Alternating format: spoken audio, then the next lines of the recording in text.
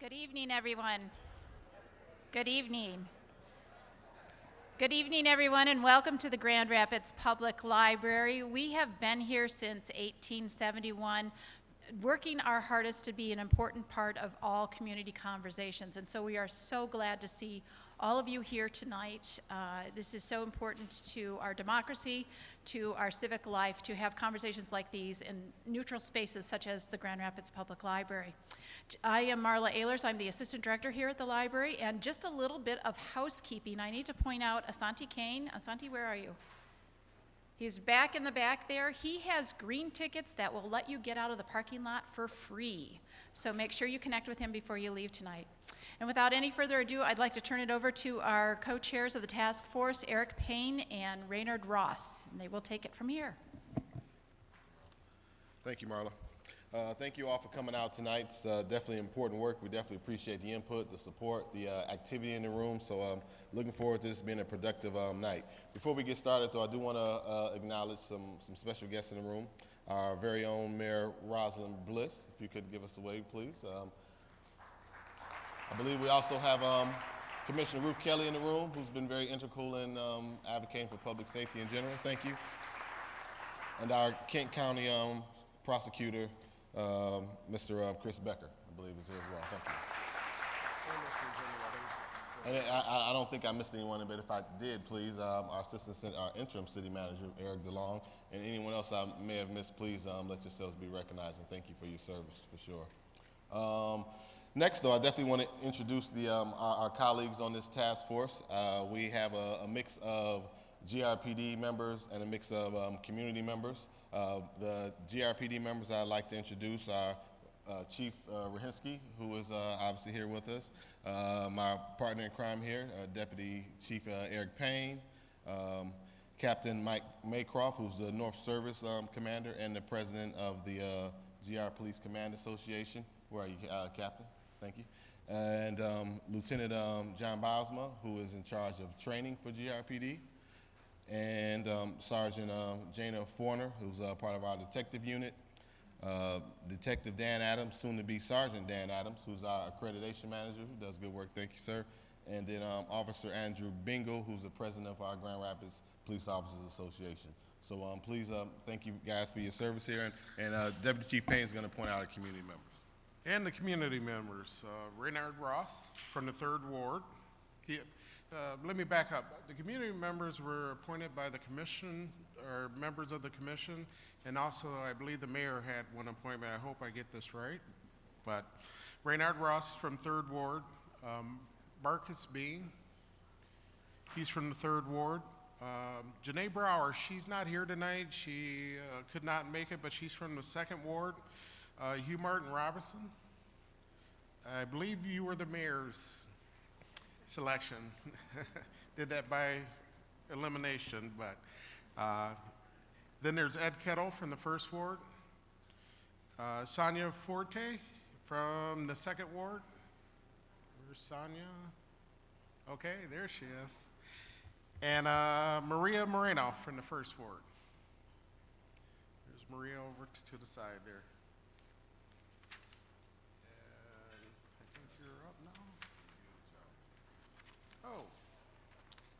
I'd like to go through a little bit of what we've been charged with for the task force. What we've been charged with is a review of Grand Rapids Department policies, procedures, and recommend ways to reduce bias in policing outcomes.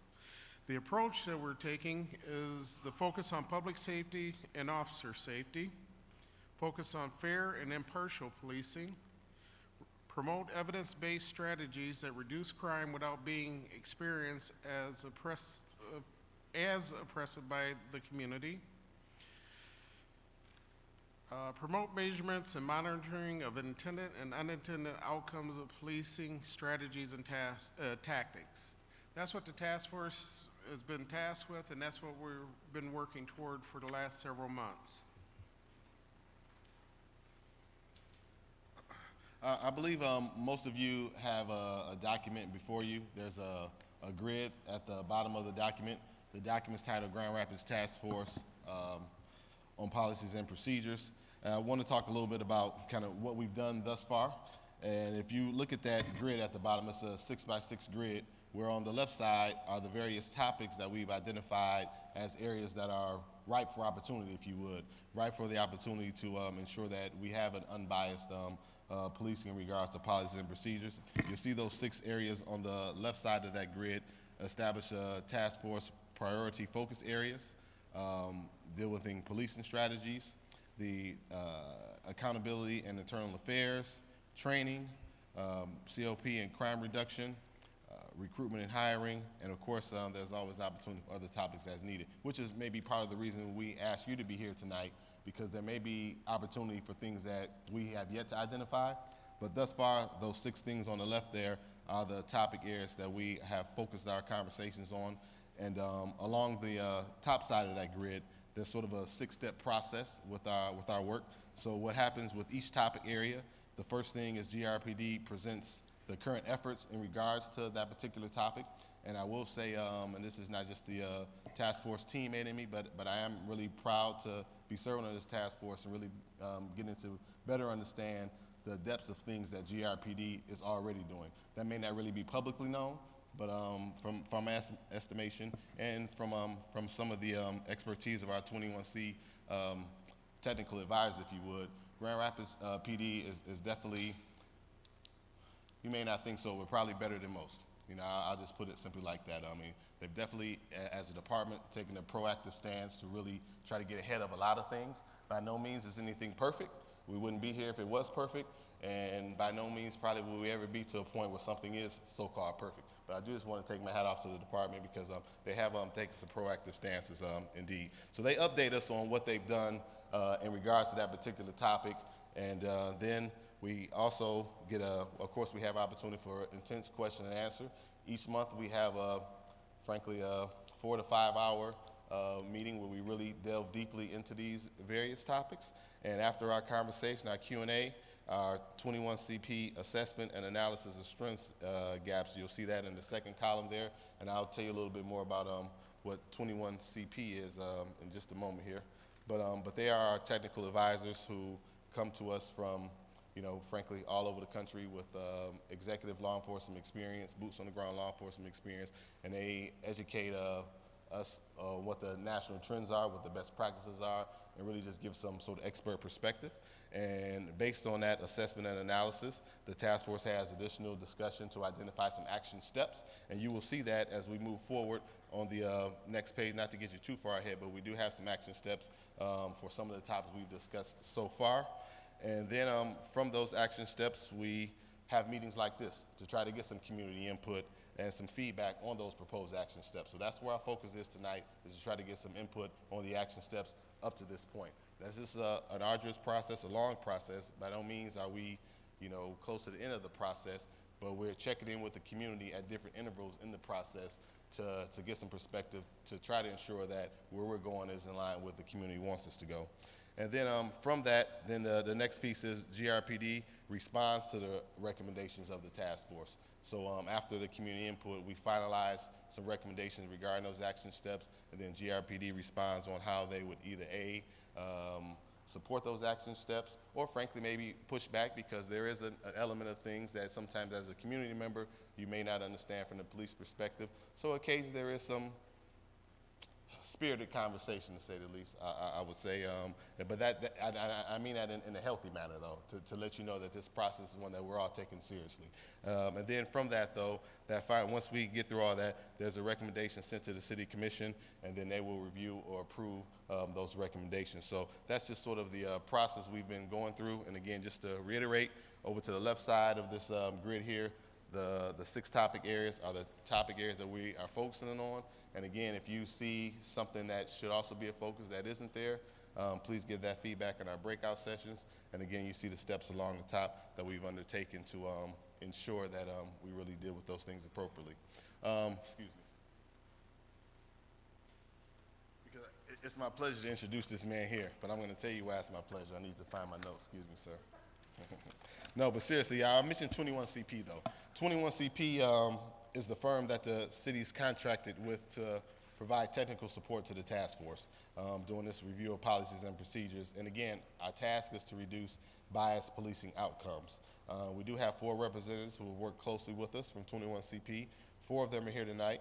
Mr. Ron Davis, Mr. Robert Villasenor, and Jim and Colleen Copel. Roberto is a former chief of Tucson, Arizona. Jim and Colleen are our facilitators of the work, and all of them have played a major role in the President's Task Force on 21st Century Policing that did produce a national set of action steps that improved community relations in policing back in 2015. So that's kind of sort of their background as an entity and agency, and they again have providing facilitation and professional expertise to us. But in particular though, Mr. Ron Davis is going to come up, and he has again most recently served as the director of the Office of Community Oriented Policing Services, or the COPS office in the Department of Justice, and has served as the executive director of the President's Task Force and oversaw the process for producing these national set of standards for policing in the 21st century. He's come to us from East Palo Alto, California, where he was the city manager and the police chief there, and also 20 years of experience in Oakland, California. So thank you, Ron. Take it away. Thank you. So good evening, everyone. Come on. Good evening, everyone. All right, as I said, this is family, so we should talk. Let me start by saying thank you, and let me start by congratulating the city, and that's inclusive of the elected officials, the mayor, the commission, the police chief, the rank and file, the command officers. The issues that we're going to be talking about now and for the extended period of time are not unique to Grand Rapids, and I think I don't have to say that. Anyone who's grown up in the country know that these are challenges, issues of race and equity. In fact, just recently I was on a panel talking about the Kerner Commission, which was done some 50 years ago in 1968, where they warned if we didn't address many of the social, economic, and policing issues of our time, that we would be heading to 2 societies, one white and one black. So the issue of race is something that has been part of our American culture since its founding. The issue of police and race is very significant. There's no one community that has exclusive rights to it, exclusive exposure to it. And so this is a common challenge around the country. When I served in the Obama administration, and so I want to say president, I just feel obligated to always add Obama. That's a side issue. When I served in the Obama administration, I was deployed to Ferguson, Baltimore, other places around the country where the challenges sometimes manifest themselves and come out because of a lot of simmering tensions. What is unique is how you're responding. The idea that you would put together a task force of police and community leaders, that you would engage a community, and this is the hope we meet the standard tonight, not engage through a community meeting. Too many departments will have meetings, and you've been to those meetings. We're gonna have a couple cookies for you and some food, and thank you, we want to hear from you, but nothing ever changes. Your ideas are not adopted. I've watched this group. I think it's an underestimation to say that there's been rigorous debate. There's been healthy, vigorous, rigorous debate about the issues. So to have a task force that's coming together that represents such a cross-section of the community to address the issues is significant. It is the way that we would hope that many agencies do it. It reminds me of the President's Task Force. We brought 11 members together to go around the country to hear from experts, to hear from community, to hear from demonstrators, to hear from young people, so that you can come up with the best solutions that serve everything. There's 2 parts of the President's Task Force that I think applies to this process.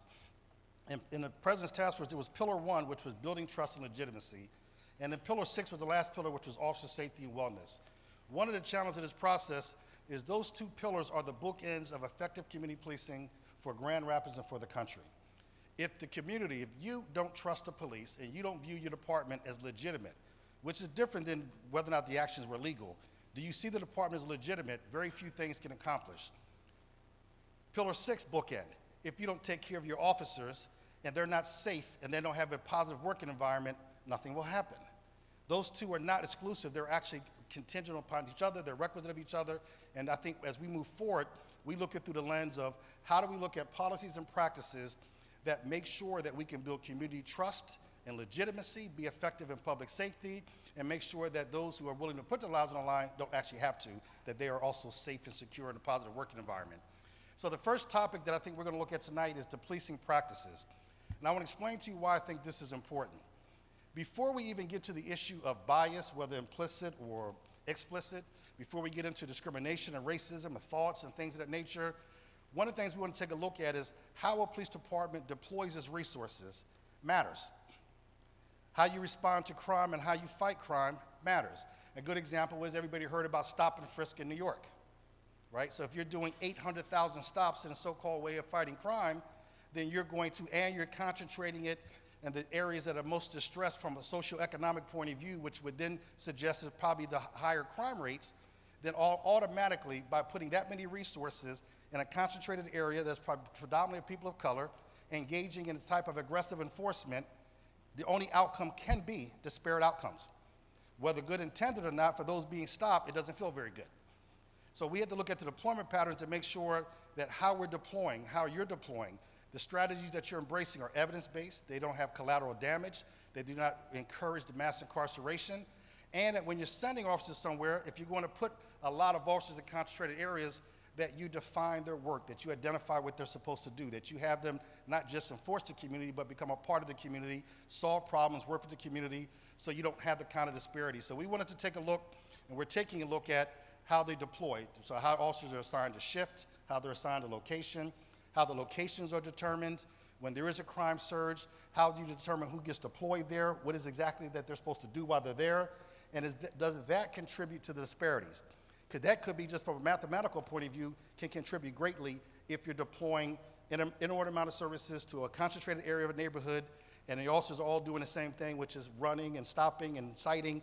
Then what you can have now is a segment of your community is now over-policed. They can't walk out the house without getting stopped. They can't drive without being ticketed. And it becomes all kinds of things. We can call all kinds of names for it, poor tax, profiling, whatever the case may be. And the flip side of the coin is from the police departments, and this is around the country, they're doing what we call putting cops on the dots, right? You put your services, you put your resources where they're needed. You put your services where people need them. So this is not a question that they're deploying wrong. It's a question is, even when you do deploy, do you have them engaged in the right activity? So when you go into your groups tonight and you look at the recommendations and some of the feedback, I want you to think about, one, what would be the expectation you would want for the department if there's a series of violence and crime and murders going on in the neighborhood? Should the officers respond, which I think everybody would agree they should? What does that mean for the community? What kind of activities should they be engaged in? Look at the recommendations and really think about what you would do, what you would want to see, and how to guide this process, because this is just one step. And as you look at the rest, we believe that if you look at all the things we identified, the 6 major categories, those are the areas that those systems are connected, that if they're not the best in the industry, then you will have disparate outcomes. Let's keep this in mind. I think it's the Deming rule. Edward Deming is a big management guru back in the 70s and 80s. And it was called the 85-15 rule. That 85% of an organization's effectiveness is determined by systems, 15% by the actual people. And so when we look at it, too often we blame individuals. The cop is a racist. The community member's a suspect. And we don't look at the systems and the systems in which they operate. And if our systems are not correct, this is why we're here, then even good cops will have bad outcomes, and even good people will be treated as suspects. So we need, and the system is designed to identify bad people because they do exist inside police department, city government, housing. Everywhere you can go, you're going to have idiots. Unfortunately, that's the reality. But a good system identifies who should be here, why they're here, and most importantly, what do you expect them to do, and then how do you hold them accountable? So I applaud you greatly, because this is, when Nita called me about this project, it was very exciting, besides coming to the beautiful city of Grand Rapids. But if you don't mind, we're going to package this up, put a bow on it, and we're going to tell every client, every city we can, this is how you advance 21st century policing. I applaud the rank and file. This is tough. People are looking at them constantly, but that is 21st century policing. You have the most power of any industry, profession inside this democracy, which means it is always subject to critique, review, evaluation, even criticism, but you've taken it truly like professionals. You've listened, you pushed back, you've adopted, and so this has been a very rewarding process. Now, I don't want to say it's all fluff and all pretty, because it's going to be a lot of work to be ahead of us. There's going to be a lot of pushing. We're going to have disagreements, but I'll end, as Dr. King would say, and I'll paraphrase him, that we can agree, we can disagree, but we should learn how to disagree without being disagreeable or without being disrespectful. And I think this is what we've seen so far, so congratulations for the efforts thus far. I really want you to put your thinking caps on, if you will, for tonight. and know that what you're doing is going to make the city as a whole better. And quite frankly, if I have anything to do with it, my colleague Roberto Filiusinori is in the back. He's hiding in the back. We call him Taz, the former Tucson police chief. If we have anything to do with it, we will make sure that this is replicated around the country. We're working in Baltimore. They're on the consent decree team there. We're doing work in Illinois. We're doing work in Oregon. We're doing work in California. We're doing work around the country. We're doing part of think tanks. And it's this kind of activity that replaces any think tank, any fancy paper, any fancy degree. It's when people, real people, come together with real practitioners, bang your heads together, work hard, respect each other, and come up with solutions. So we are very excited to be a part of it. I congratulate Chief for the work thus far, and we look forward to the process. And so let's get to work tonight, guys.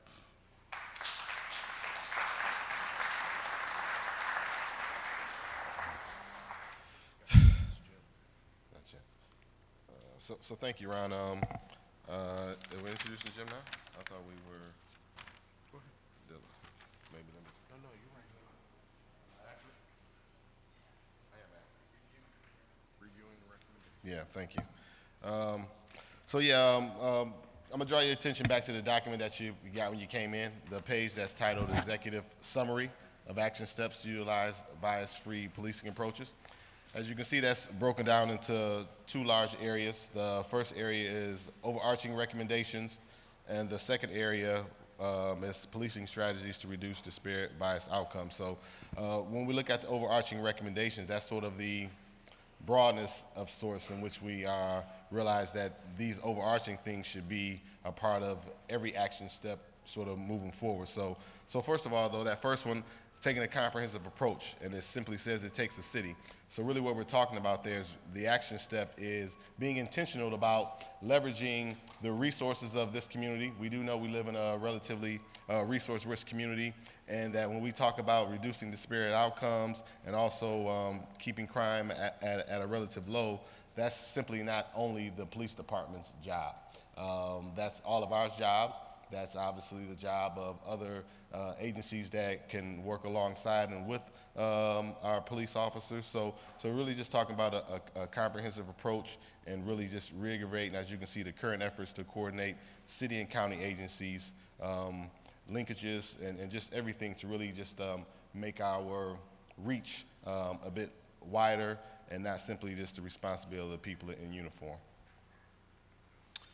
Second one is community co-production of public safety. I think we have great neighborhood associations, but we recognize the city should strengthen the investment of capacity of neighborhood associations. So we're in neighborhoods with high risk factors, including crime, to organize mobilized residents and other community stakeholders to address underlying root causes of crime and violence. And that kind of goes to number one also. It takes the entire city, and not just police, but the entire neighborhoods to address crime and different struggles that go on within neighborhoods. And as you work your way down the page, when we get into that category about police strategies to reduce disparate and biased outcomes, this is also where when we talk about evidence-based policing practices, this is also some of the expertise that 21CP brings to the table, helping us to understand what the best practices are within the field at this point. And obviously, their task is simply to give us food for thought, if you would.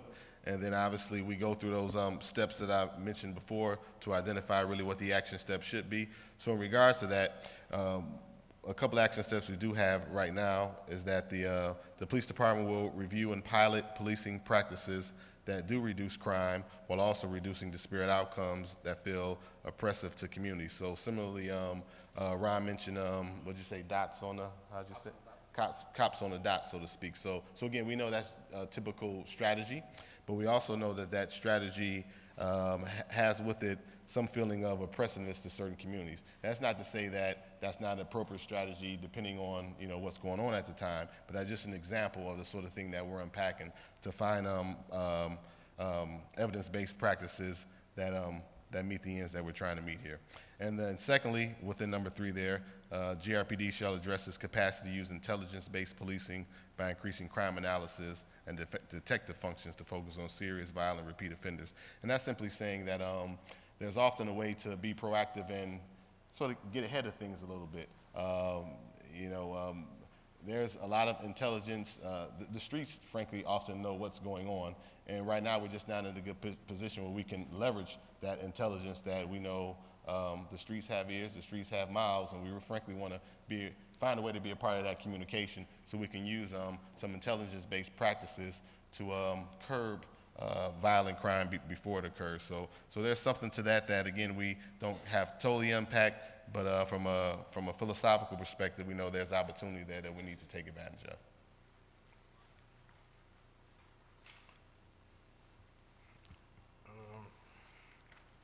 Measuring results. Just like we have 21st CP in here reviewing our policies and procedures, we need to measure them. So when we put those practices in place, we need to know whether or not they're being effective and whether or not we're having a desired outcome. So that measuring results is number 4 there. Yeah, I just want to reiterate to underscore that because that's probably where the proverbial rubber meets the road. As I mentioned before, we're talking about piloting certain practices. Now, again, anything with a pilot, in order for you to determine whether or not that should be a long-term strategy, you do have to have an ability to measure for results. So I just really want to underscore that that's really an important part of what we're doing here is trying to design things in a manner that they can also be measurable. But the next one there, number 5, community engagement in community policing and problem solving. And it simply says that GRPD will strengthen the structures to which the police department engages with community members to problem solve crime in their neighborhoods. And that, I guess that does speak for itself, though. Sort of speaks to the community organizations that we have in the city and the comment that I made about the streets sort of having ears and whatnot, but really just finding a way to build relationships between our department and the community so we can definitely be more involved in leveraging those relationships to reduce the disparate outcomes while at the same time keeping crime at a minimum. Number 6, resource sustainability. The city and GRPD shall seek to identify and sustain resources that support the action steps being undertaken to reduce disparate policing outcomes. We need the resources, and that's been part of the discussion that we've had. Do we have the resources to even implement the recommendations of this task force? So that's the last area that we've been looking at. And I want to also, Chief Taz comes from Tucson, so I love when he comes here and there's snowflakes coming down and welcoming him to the city. So they've been great to work with. I just wanted to recognize him. One thing he always mentions is how beautiful this city is, and really appreciate that. It's great hearing about what we all know, but to have somebody from a different area come in, even with the snow, recognizing how great of a city we have. But as mentioned, we've had a lot of robust, good conversation, and when we do that, you need somebody to pound the gavel and keep us in line. So next I want to introduce our facilitators. Our facilitator that keeps us in line and will also give direction on what we're going to do here tonight. Jim Coppo facilitated the President Task Force on 21st Century Policing. He and his wife Colleen helped Task Force develop recommendation and action steps in 6 pillars that including building trust and legitimacy to officer safety and wellness. They helped to write the final report of the task force and authored the implementation guide on how to use the recommendation. In addition, Jim and Colleen work nationally and internationally on police reform and crime. I believe you're flying out tomorrow morning? Yeah, somewhere overseas, so he's a busy man. Police reform and crime, violence, and substance abuse issues. They have partnered with COPS Office on projects over the last 20 years and have a passion for community policing and problem solving, social issues that contribute to public safety. Jim's coming up here. Colleen, if you could stand up. There you are. She takes care of us also. She keeps us in line. So Jim Coppo.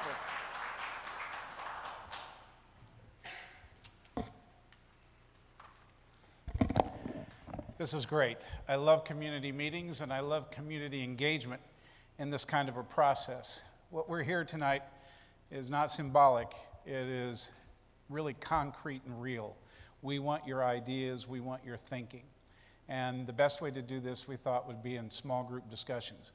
Now you're thinking, how do we do this in a room this size and tables this size? We've done this with over 800 people in a similar kind of venue. You just have to lean in. Each of your tables has a facilitator assigned to it that will take you through a process. This is just one topic that we're focused on tonight related to policing and deployment and policing procedures. Those 6 questions which they have reviewed and Ron highlighted is where we're going to focus tonight. We want your ideas and we want your thinking around these 6 pieces. We also want to know if we're leaving something out in that process. Invariably, when we do this kind of activity, your ideas influence the outcomes and they help shape it. And we need to hear your voice in that process. What's going to happen, by the way, as has been explained, we've looked also at internal affairs. We have looked at youth policy. You're going to be seeing a youth policy distributed shortly. The task force is looking at it again and making recommendations on how to adopt it. There are different topics that we're focusing on related to this process. But tonight we're narrowly focusing on this one area, and this is where we want your input. And we're going to take about a half hour. There are 3 questions that we're going to ask, and you're going to have about 10 minutes. Now, what we do in this process is the facilitator will ask each person going around the table if they have any input on this topic. If you have an idea, share it. We're looking for ideas tonight. If you don't, feel free to say, I pass. We'll go around that circle 2 or 3 times to give everybody an opportunity to participate in the process. And again, you can pass all those times if you want, but we want to give you an opportunity to give your input. We have recorders at the table that are taking your ideas and capturing them. At the end of the process, I'm going to ask 4 tables because this group is a lot larger than I anticipated, which is good news. But from a facilitation process, it's also a headache. And so we're going to reduce the report outs to about 4. And if you have an issue or you have a concern that's not related to this, we ask you to find Ron or Taz. They're going to be circulating around the room, and approach them and say, listen, we also think that the task force needs to take this issue on. But we've asked the facilitators to be very disciplined in keeping us focused on these topics. Please don't make speeches. Please don't argue. We want you to get your ideas out. We want to capture as many ideas as we possibly can in the process. So that sheet that we brought into the room, that you were handed to in the room, they have those 6 pieces. You may want to open it to that page on the executive summary. And then the facilitators will take you through the process, and we have 3 questions that we're asking. And again, we are begging you to give us as many ideas as you possibly can and to be as creative and looking at these as you can. We want input from you. That's critically important to help the task force finalize their recommendations with the department. So facilitators, I'm going to ask you. They already did. But yep. We already introduced them. Task force members are assigned to each of the tables, and they're leading the process. Okay, so task force members, let's go ahead and begin. And you're dealing with the first question. By the way, those of you who are in the back, I encourage you to bring a chair up to these front tables if you want to participate in the process.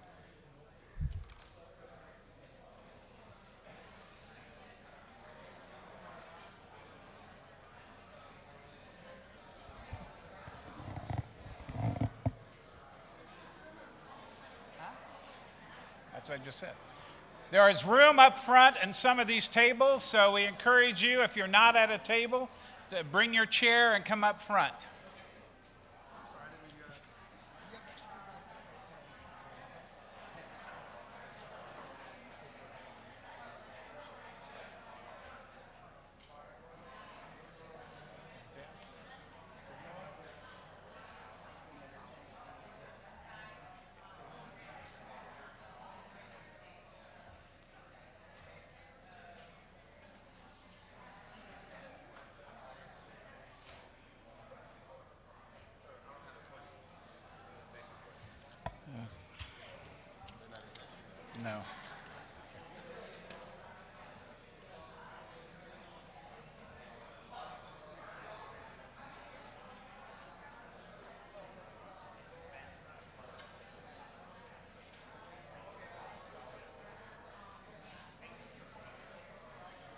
We have room up here if you want to join a table.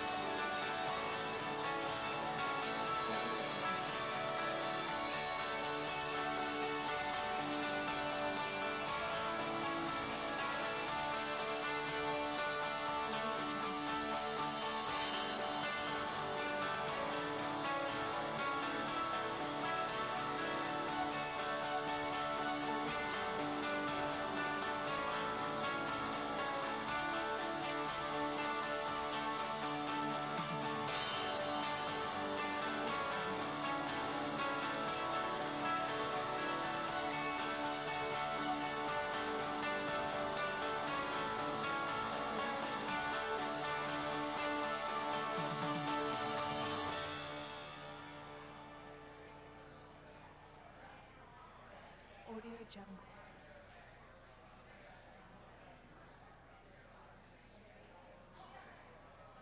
Audio Jungle.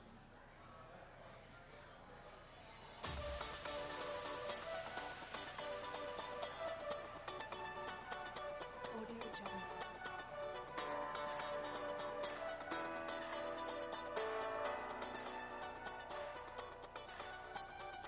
Audio Jungle.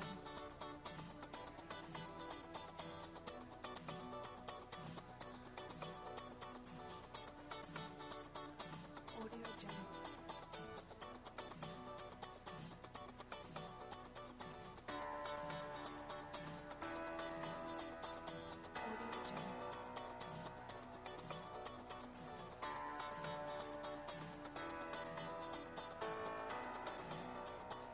Audio Jungle. Audio Jungle. Audio Jungle. Audio Jungle. Audio Jungle.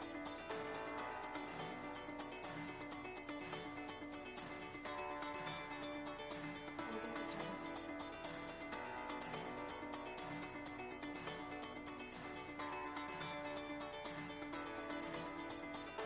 Audio Jungle.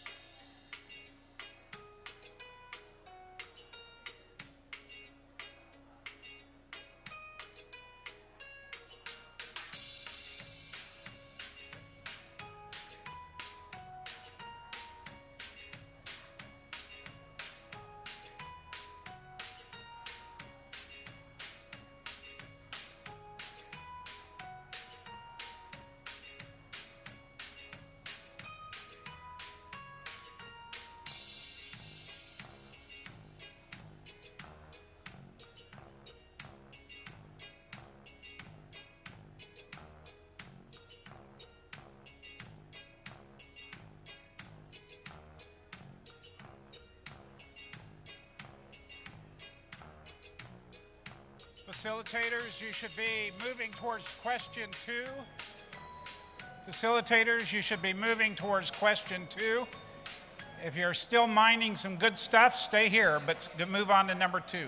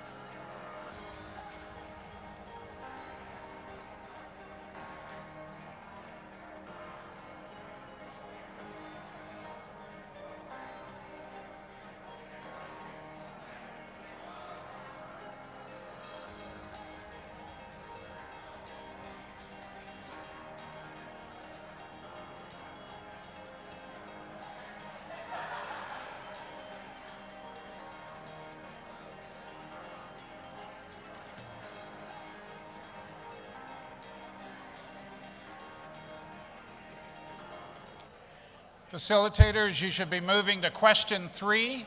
Question 3.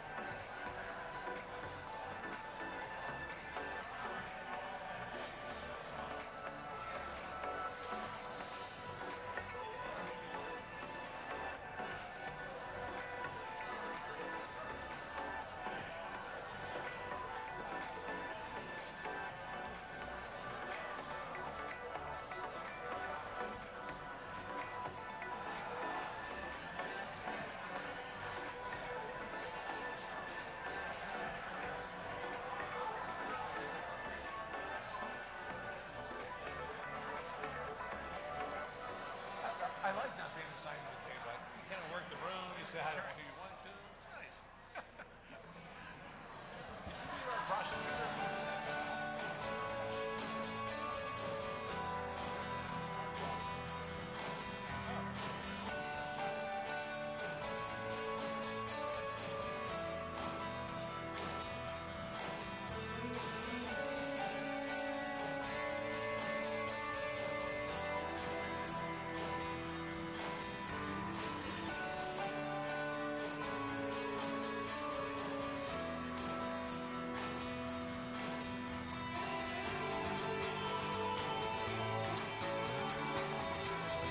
Turn off the lights and lock the building.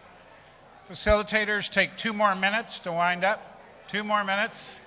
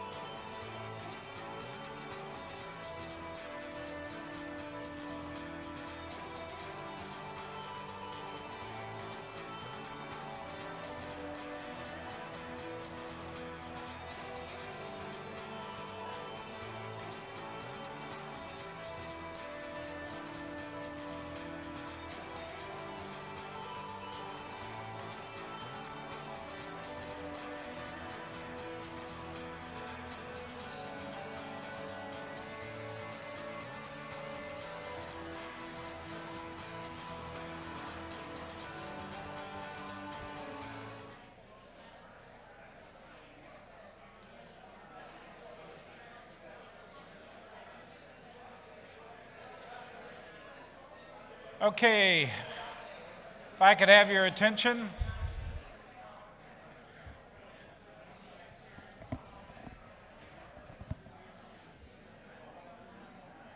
Great input, great participation. Thank you for your ideas. And we're going to have 4 tables report out. What I love about this process, this is really democracy in action. And community collaboration, as one of my colleagues reminded me years ago, it's sort of like at a football game. You have 22 people out on the field who need rest, being watched by 22,000 people who need exercise. And you clearly came tonight to exercise and to be a part of this process. And we really appreciate it. And so I'm going to ask this table over here, Eric or Dan, whoever is reporting out, if you'll stand up, please, and report out. Give me 2 of your best ideas, each table. Well, they were all Maybe he should turn you on back there. Try again. good ideas, but I think number 3, something that came out right at the end, it's how police set their priorities will affect how disparage, if what we're doing leads to disparage results. That's one. And then the overwhelming theme that we had at this table was information, getting information out to the public and them reacting to that feedback. Understanding information around policies and procedures. About policies, procedures. Okay, good point. Okay, I think Marcus back here, your table, you have somebody to report out? Here, he's going to get you a mic. They always get the biggest guy to go into these narrow. So our table talked about quite a bit of different things, but the biggest thing that we felt we really needed was resources. The city needs to budget resources so that we can have more community police officers that are trained to be able to station in their communities for 4 or more years, to have a chance to have a handoff, per se, to the person that's going to be taking over that position. And so that person can say, this is a good person to know, and build on the relationships that are there, because this is the key. If we don't build the relationships, there will never be any trust by the public. And that's right now is where we're at. We don't have trust, and this would solve that problem. And it would give everybody an opportunity to have a voice. Another thing that we talked about was social work. We need to have more of a social work lens for our police department. And without that lens, we're not going to solve the problems, because 90% of the calls that our police officers are on are social work related. So those were 2 of our ideas. Good, great. Colleen, who's from your table? Are you going to report? We have a youth reporting out and then one other member reporting out. So we have 2 recommendations. You could stand up, thank you. Introduce yourself. I should have had her introduce. My name is Jemiah Duke, and I'm a sophomore at UPrep. And one of the biggest things we picked out is community engagement, especially within the youth. A lot of youth, like especially with minorities, are afraid of cops, and we need that trust to be built. So like, even if it's little things like block parties and maybe just the cop stopping at a school, those little things build that trust and a stronger connection between the youth and police department. So I feel like those would build a lot stronger. Those are good ones. Someone else? Introduce yourself, please. Sure, Johnny Brand. We spoke about community engagement. Like she said, we need more police officers. That's important. They're out in the working for us. They protect and serve. We don't have enough out there. There's other issues that need to be addressed, and we discussed those. But we need more officers. They can't do their jobs without enough of them to protect the citizens and themselves. And to me, that's critical. That's a starting point. Let's have enough of them and then do the other things, or together, but we need more officers. Okay. Captain Maycroft, your table. Here's the microphone. Great table. Thank you, guys. It's really good. Got some youth here, too, so it was good to hear from him. Kind of run along the same themes as we want our community officers to be community officers and not get pulled away from other things. And that would allow them the time to build the relationships in the neighborhoods. That was a big part of it. And the other thing that we kind of discussed too is fixing the root problem of crime and not take that Band-Aid approach to it. More neighborhood involvement in high crime areas. Community gardens was a suggestion, but also the funding for these neighborhoods to do this was another big part of it. Okay, thank you. Hugh Martin, I'm going to ask you, even though I didn't give you a warning, could you give us 2 ideas from your table? Got the professor here.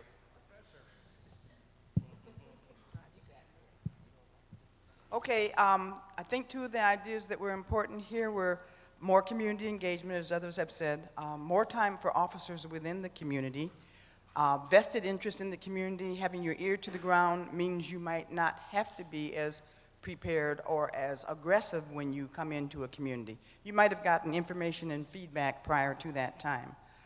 People want data-based evidence, putting officers on the track, so to speak, that in your promotions, et cetera, would be related to how well you performed in the community.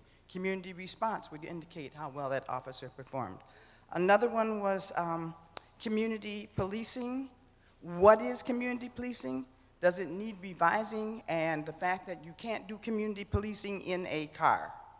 Community policing, even if it is old, today community policing should still be walking a beat, speaking to people. Just like you know the postman, you need to know the police officer. And I think one of the most important comments that was made today is, what is oppression is determined by the community that's experiencing the oppression. Community must be consulted by this committee and others to address the issues, because the community, the dominant community, does not suffer oppression in the same way that people of color do. The last one would be police departments working with immigrant problems. that there needs to be more information, more feedback, and more communication between what is happening in that community and the other communities of color. That was 2 squared. Very good. Thank you. I'm going to ask one more. John, your table, could you give us just 2 ideas from your table? I wasn't given the tap on the shoulder warning. I'm a little disappointed in that. Really, just to reiterate, and again, this table was fantastic. Everybody participated, good solid discussion, but what has been talked about a number of times here is outreach with the youth sooner, and we get into school sooner when the kids are younger. And then the other thing that we talked about quite a bit too was better PR with the media, better PR, social media, and get information out sooner about what we're doing as a police department. Okay, great. Resources, community policing, community engagement, community involvement, diversifying police, more police. Great ideas, great input, the kind of thing that we needed, and we'll be tabulating all of these reports and making them a list, and then we'll be engaging them with the task force. I want to thank you for your participation. These meetings, public meetings, are held quarterly, and we want to keep in dialogue with you. We hope you come back. I think our next meeting will be sometime in June. And so we want to keep in dialogue with you to continue to get your input. I'm going to turn it over to the mayor for closing remarks.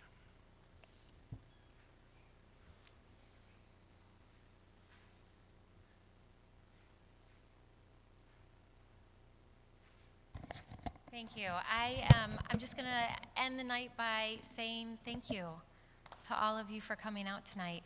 I really want to give a heartfelt thanks to everyone who serves on the task force. They are putting in a lot of time, a lot of energy into this work.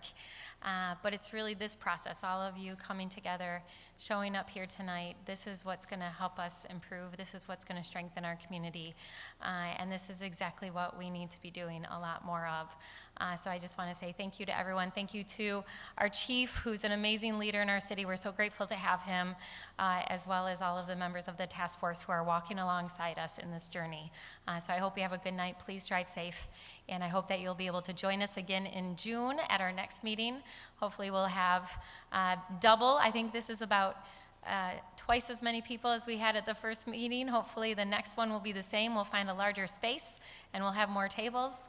And we'll make sure that we get information out there. I heard it at the table I was at the back as well, about the need for greater communication and making sure people are informed. And so we'll make sure that we're working on that as well. So have a good night, everyone. Thank you.